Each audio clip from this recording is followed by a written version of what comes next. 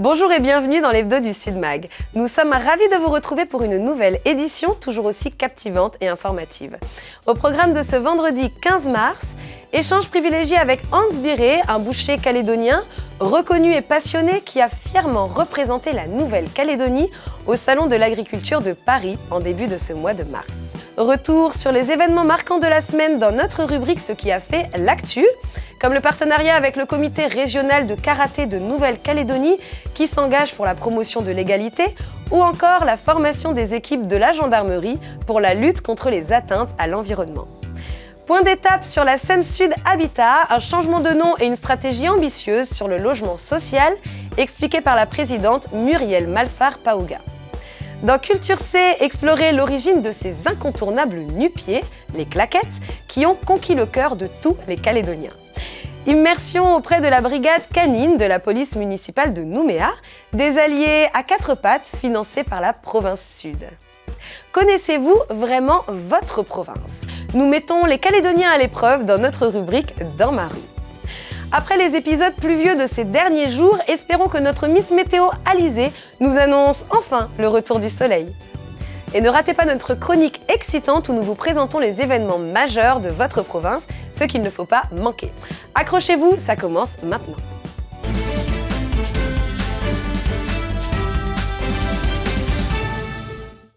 À 22 000 km de Nouméa, nous avons eu le privilège d'échanger avec Hans Biré, un boucher passionné au parcours exceptionnel. 2 fois représentant de la Nouvelle-Calédonie au prestigieux Salon de l'Agriculture de Paris, Hans incarne le dynamisme et le savoir-faire de l'agriculture locale et promeut à sa manière la viande calédonienne. Suivez-nous pour découvrir le parcours inspirant de ce véritable ambassadeur. Hans Biré, figure emblématique du stand de la Nouvelle-Calédonie au Salon de l'Agriculture de Paris, est avant tout un boucher passionné et investi.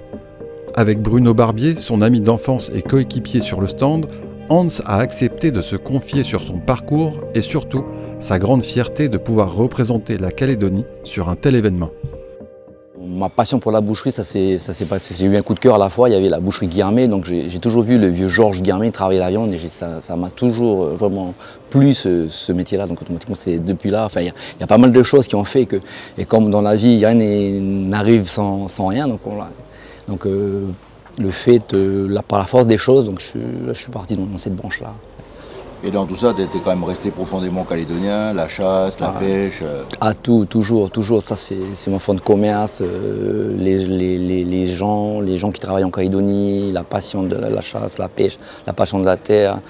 Voilà, l'agriculture, l'élevage, ça a toujours été, voilà, même si mon papa était dans la mine, qui m'a dit, mon fils, il ne voulait pas que je fasse comme lui parce qu'il me disait, c'est quelque chose de très très dur. Mais donc je suis parti vraiment dans le côté agriculture. Et puis à la fois la chasse c'était aussi un moyen avec des garçons.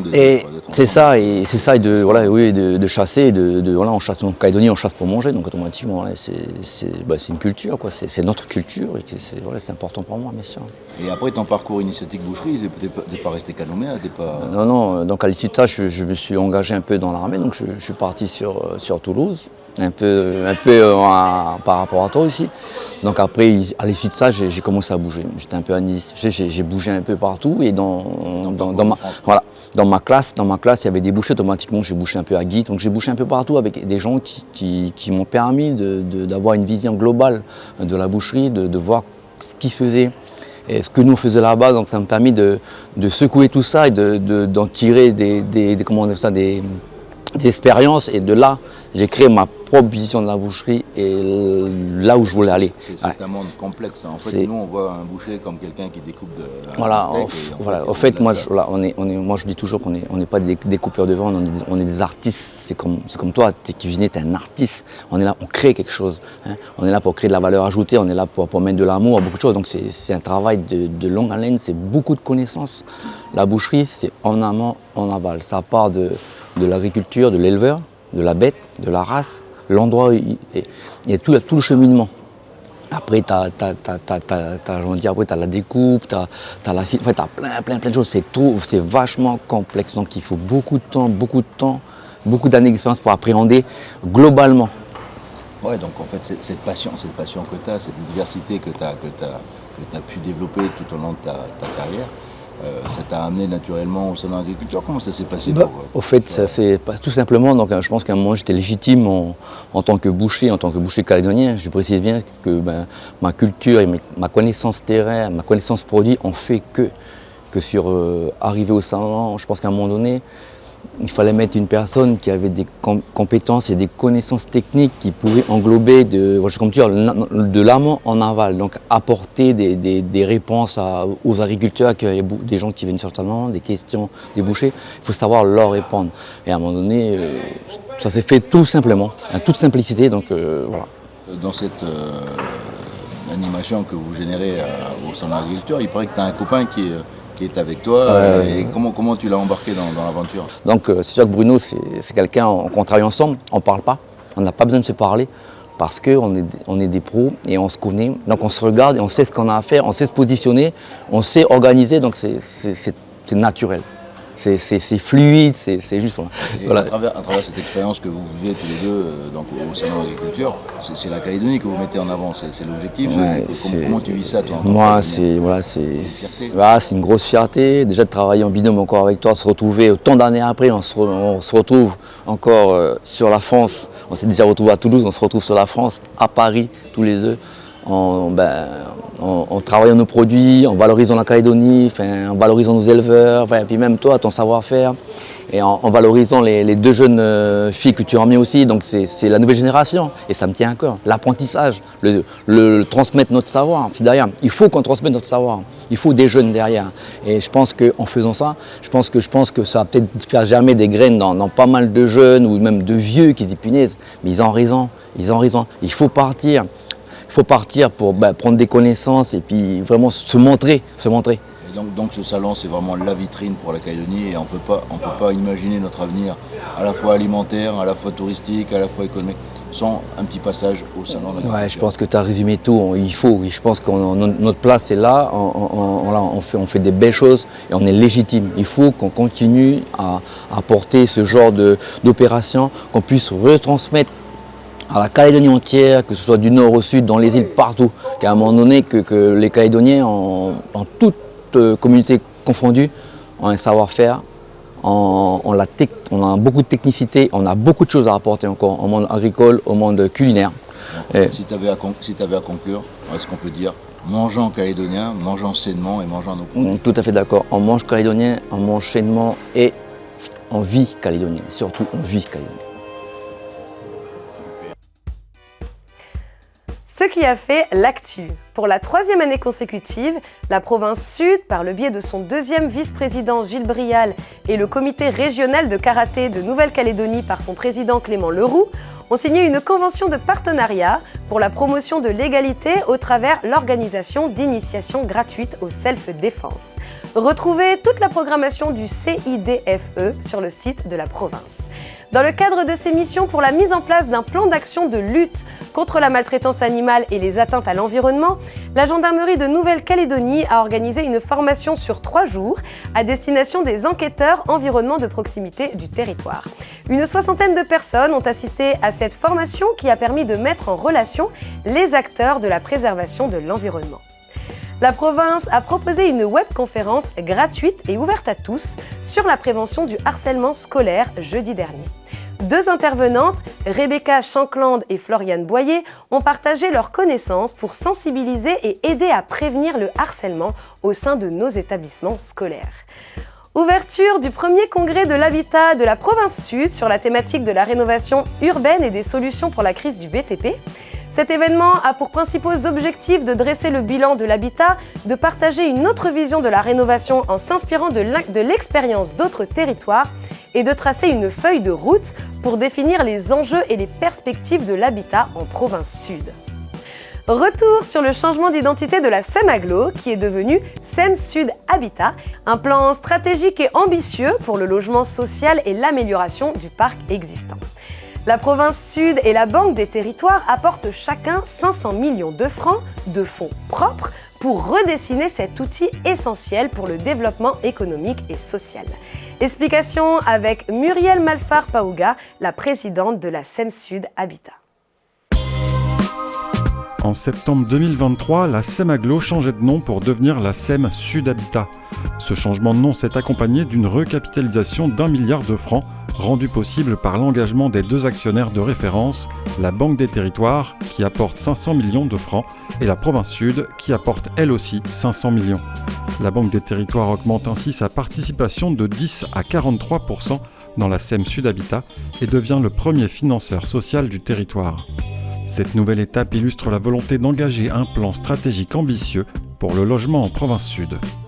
Là, aujourd'hui, on s'est aperçu, quand on a pris les rênes en 2019, que la société allait dans le mur au niveau des finances. C'est-à-dire qu'ils construisaient sans provisionner les charges pour pouvoir rénover les logements. Donc le commissaire aux comptes m'a demandé, en tant que présidente du conseil d'administration, de revoir financièrement et de faire cette recapitalisation. Mais au-delà de l'argent financier, la présidente de la province sud, Madame Baquès, m'a demandé de travailler construire sur l'ensemble de la province sud et non pas que sur l'agglo. Donc aujourd'hui, non seulement on a recapitalisé, on a sauvé la société, on a sauvé des emplois, et en même temps, on va construire sur l'ensemble de la province sud des logements sociaux, permettre à des gens de Bourail, des gens de La Foix ou d'autres communes de la province d'avoir un logement social.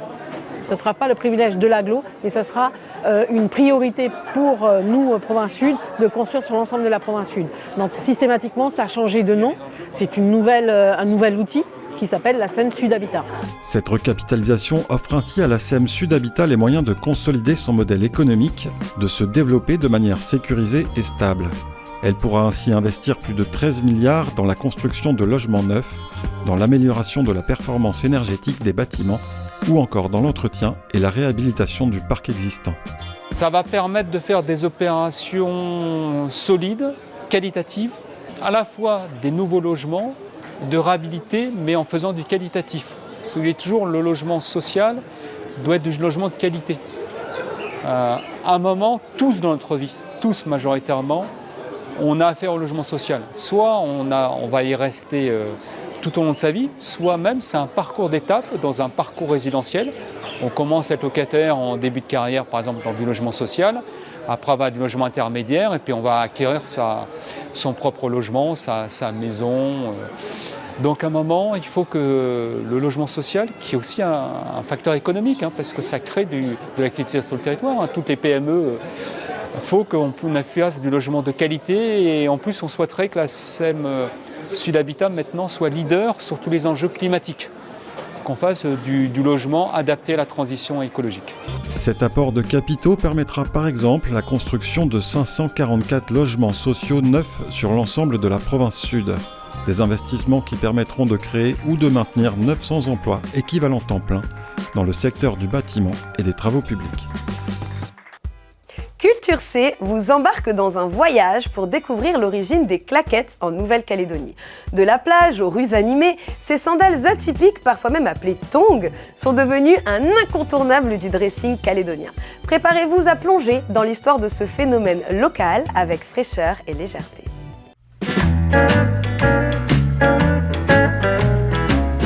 L'origine de la claquette. Si le cagou est l'emblème de la Nouvelle-Calédonie, la claquette n'est pas loin derrière. Et tu sais que j'étais champion du monde de lancer de claquettes en 1996 ? Super. Avant Jésus-Christ. Mais tu sais d'où ça vient la claquette ? Bah du magasin, tu veux que ça vienne d'où ? Non mais son origine. Bah de machin là. Oui bon tu sais pas. Non. Eh bien figure-toi que l'on retrouve des preuves de l'existence de sandales à lanière centrale sur les bas-reliefs égyptiens vers 3200 ans avant Jésus-Christ. Ah ouais, mais c'est bien vieux. Au départ, elles étaient constituées d'une simple semelle rigide en papyrus tressé et dotée de lanières en cuir. Claquette de luxe carrément. On la voit apparaître dans d'autres civilisations comme les Romains, les Perses, les Indiens et les Japonais qui l'ont nommée zori. Non mais c'est pas grave, t'inquiète. Hein ? Ben je sais pas, t'as dit sorry. Bref, c'est d'ailleurs la zori qui a inspiré la société brésilienne Sao Paulo Alpargatas lorsqu'elle a créé la fameuse tongue brésilienne. Ah, tu me fais saigner des oreilles. On dit claquette. Pas de mots dont on doit pas prononcer le nom là. Non mais ça va, calme-toi. Je suis très calme. Son usage s'est ensuite largement diffusé à l'ensemble de la planète et notamment aux zones tropicales où il peut être quotidien. Qu'est-ce que tu fais encore ? J'ai du papyrus dans le jardin et une vieille ceinture en cuir. Je vais créer des claquettes de luxe. Tu vas voir, ça va cartonner.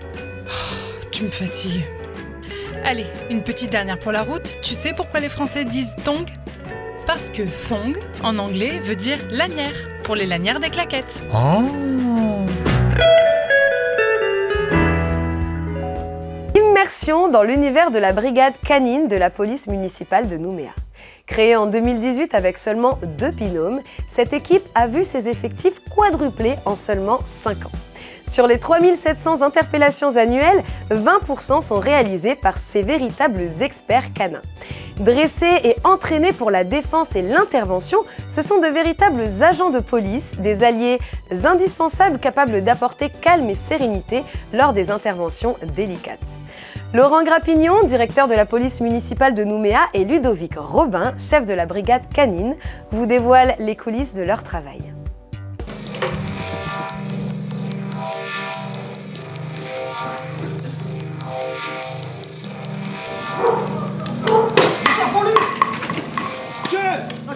Le meilleur ami de l'homme, dressé et entraîné pour la défense et l'intervention. Ces agents de la police municipale de Nouméa sont dresseurs. Chaque semaine, ils s'entraînent avec leurs chiens, triés sur le volet dès leur plus jeune âge, afin de constituer l'équipe idéale. C'est pas du tout un objet de travail. Nous, justement, la police municipale de Nouméa, on fait en sorte que ce soit un collègue à part entière. C'est vraiment un binôme, on le considère comme un allié, comme un agent de police municipale à part entière. Les chiens, entraînés à percuter et faire reculer les individus lorsque cela est nécessaire, travaillent avec une muselière de frappe. Et si cela ne suffit pas, ils peuvent, dans des cas spécifiques encadrés par la loi, utiliser les chiens en mordant. On exerce avec nos chiens des patrouilles de surveillance générale, donc une sorte de police de proximité, au centre-ville, dans les lieux d'affluence comme les baies, les vendredis et samedis nuit. Là, il y a une grosse fréquentation de personnes, souvent d'ailleurs alcoolisées, et on patrouille pour dissuader les gens de commettre tel ou tel acte délictuel. Souvent, de mettre un chien, ça permet de focaliser les individus sur lesquels on intervient sur nos chiens, et du coup, plus sur les agents. Et donc, ça peut apaiser la situation dans certains cas. Ils sont 7 duos à constituer la brigade cynophile de la police municipale de Nouméa et couvrent le terrain 24 heures sur 24. À sa création en 2018, la brigade comptait 2 binômes. 5 ans plus tard, les effectifs ont presque quadruplé avec des résultats admirables. Sur les 3700 interpellations par an, 20% sont réalisés par cette petite équipe. Cette brigade canine, elle apporte un sens réel, déjà au niveau de la sécurité des agents, c'est-à-dire que sur toutes les grosses interventions, quand on intervient sur des rixes importantes, on peut avoir des rixes avec 100 ou 150 personnes. La brigade canine, bien souvent, ça apporte le calme immédiatement. Les agents sont en contact, les agents de brigade sont souvent en contact en premier lieu. Quand le maître chien ouvre la porte du fourgon, sort avec le chien muselé, on apporte de la sérénité déjà à l'intervention. Ça, c'est très très important. Et c'est une présence dissuasive sur le terrain. Quand ils sont en patrouille pédestre, même au centre-ville, les commerçants sont heureux de voir la brigade canine à pied. La province Sud a aidé la brigade à monter en puissance pour acquérir le matériel spécifique et onéreux dont elle a besoin chaque jour. Des gilets pare-balles pour le maître et le chien, du matériel d'entraînement, des laisses et des muselières qui s'usent vite. Elle a également contribué à l'achat de 2 chiots et au renouvellement du parc automobile de la police municipale de Nouméa. Grâce aux aides qu'on a reçues, on a pu avoir des véhicules de patrouille supplémentaires et adaptés à nos missions cynophiles. Ça fait un bon petit moment que la collaboration est en place et on dira qu'elle est grandissante. Elle est grandissante au cours des années et d'ailleurs on les remercie parce que c'est une véritable aide. Une aide qui permettra d'étoffer encore une fois la brigade, puisqu'un 8e duo devrait intégrer l'équipe avant la fin 2024. Savez-vous de combien de communes est composée la province Sud ? Plutôt 3, 4, 26 ou encore 33 ? Allez, découvrons vos réponses pour le moins surprenantes.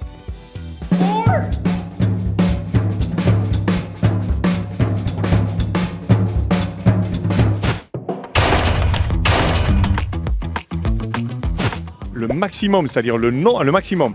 Ah, putain, moi je connais pas trop ça aussi. Nouméa, Dembéa, Koutio, Mondor. Alors, déjà Nouméa, La Foi, Bourail, Moindou, Nouméa déjà, Ploum, Yaté, Prony, Païta. Et je sais pas, peut-être. Je sais pas, il y a Yaté.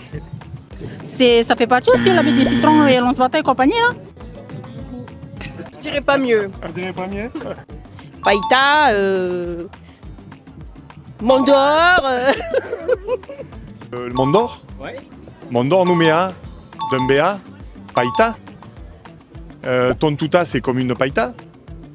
Boulou Paris. Les communes de Nouméa.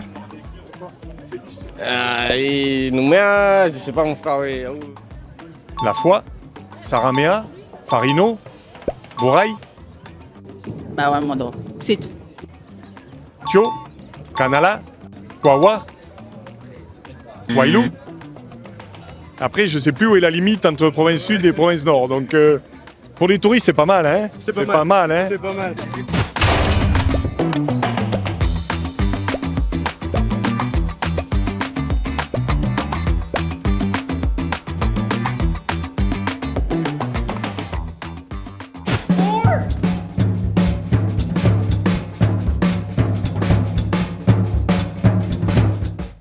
C'est le moment de découvrir les prévisions météo avec Alizé. Après une semaine bien arrosée, on croise les doigts pour des nouvelles plus ensoleillées cette fois-ci.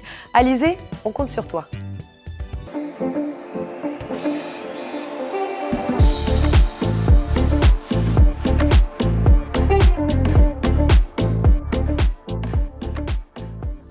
Bonjour à tous, chers amis, avides de savoir ce que les caprices de la météo nous réservent pour ce week-end. Alors attachez vos ceintures car on embarque pour un petit tour de 4x4 dans la boue, dans la brousse météorologique. Alors samedi, c'est le grand retour du ciel gris et pluvieux. On pourrait presque croire que le ciel nous fait une petite déprime saisonnière. Attendez-vous à des précipitations localement fortes, histoire d'améliorer la situation, voire quelques orages en après-midi. Gardez bien vos parapluies à portée de main et ne laissez pas votre bonne humeur se laisser emporter par le vent têtu venant de l'est. Il se maintient autour de 10 nœuds sur la pointe sud et le sud-ouest. Il souffle d'est-sud-est de 10 à 15 nœuds en matinée et de 15 à 20 nœuds l'après-midi. Le soleil se lèvera à 5h54 et se couchera à 18h13.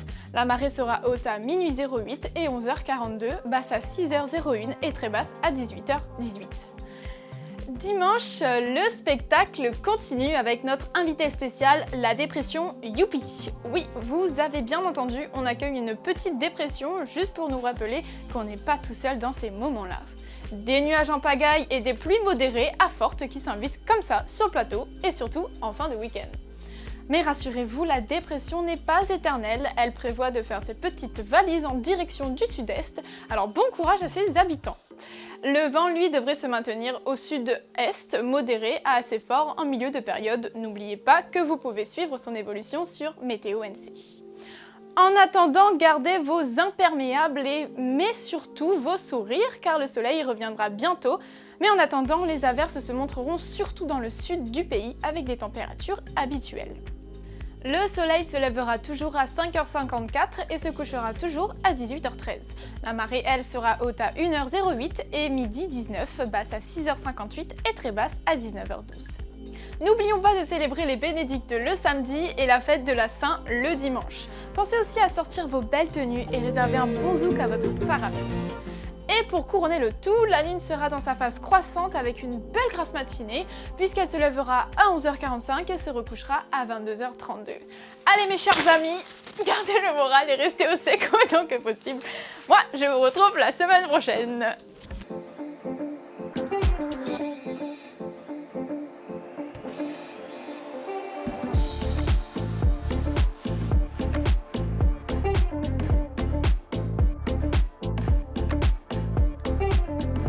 Et pour finir, voici ce qu'il ne faut pas manquer ces prochains jours. Ça a commencé aujourd'hui, l'exposition Fluid Art 2024 de Anne-Marie d'Angleberme, où vous pourrez admirer ces toiles contemporaines dans les salles du château Hagen. Des créations aux couleurs vives à effet hypnotique, le tout pour des émotions créatives à partager. L'entrée est libre et gratuite. Le guide des droits des femmes et de la famille, édition 2024, est enfin mis à votre disposition. Vous pouvez le consulter directement en ligne sur le site de la province ou à l'accueil du CIDFE. À l'occasion de la semaine de la langue française et de la francophonie, la ville du Mont-d'Or organise des animations gratuites et tout public. Des performances d'artistes, des ateliers de slam, de calligraphie et d'écriture, ainsi que des spectacles de contes adaptés. À partir du mercredi 20 mars, au Centre culturel, des animations seront proposées et ne manquez pas la soirée spéciale La langue française à l'honneur, le vendredi 22 mars avec la remise des prix de la dictée. Et enfin, vous êtes étudiant et vous avez imaginé une nouvelle idée, un projet qui va tout changer. Vous avez envie de devenir votre propre patron, mais vous ne savez pas comment vous organiser. Pépite NC est là pour vous aider et vous mettre en lien avec le réseau des étudiants entrepreneurs. Un programme indispensable pour les étudiants et jeunes diplômés en quête d'entrepreneuriat. Vous bénéficierez d'un accompagnement sur mesure, de formation, d'un espace de coworking gratuit et d'aide au financement pour concrétiser votre projet. Deadline des dépôts de candidature le 18 mars 2024. Plus d'infos sur le site de l'Université de la Nouvelle-Calédonie. Merci d'avoir été avec nous aujourd'hui. C'est la fin de notre émission, mais pas de votre expérience avec nous. Restez connectés sur notre chaîne YouTube pour plus d'infos et de mises à jour. À la semaine prochaine et d'ici là, prenez soin de vous.